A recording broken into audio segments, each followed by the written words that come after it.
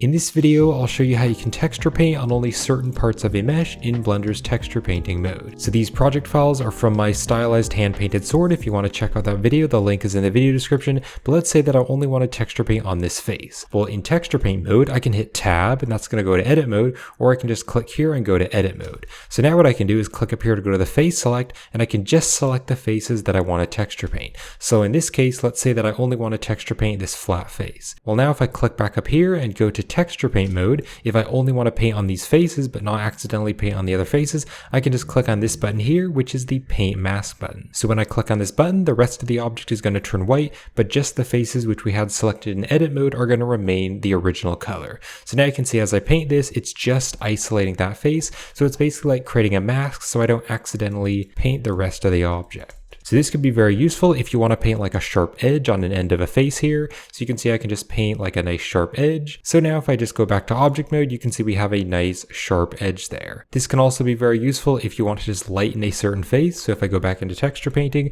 I'll make my brush really big and I'm going to use the airbrush and I'll just turn the strength of my brush way down and make it a white color. So now you can see I can just airbrush over this. And then if I just go back to object mode, you can see just that face is a bit lighter, but the rest of the face aren't affected. This can also be really useful for painting in cracks and crevices. So for the handle here, if I go into edit mode, I can just hold down the Alt key and then select that entire loop of faces. And then I can go to texture paint mode and I can click on the paint mask. And now what I can do is just add a darkness there in the corners. So I'll use the airbrush again. I'm going to make the color kind of like a dark brown and keep the strength really low. And now what I can do is just go along here and just kind of paint like a little bit of darkness right there. And then if I just go back to object mode to preview this, you can now see we have a little bit of darkness there, but it's not on the other faces.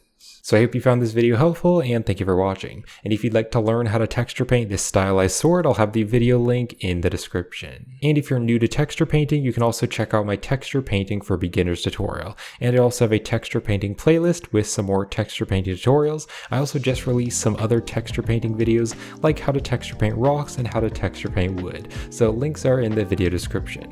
But I hope you found this helpful and thank you for watching.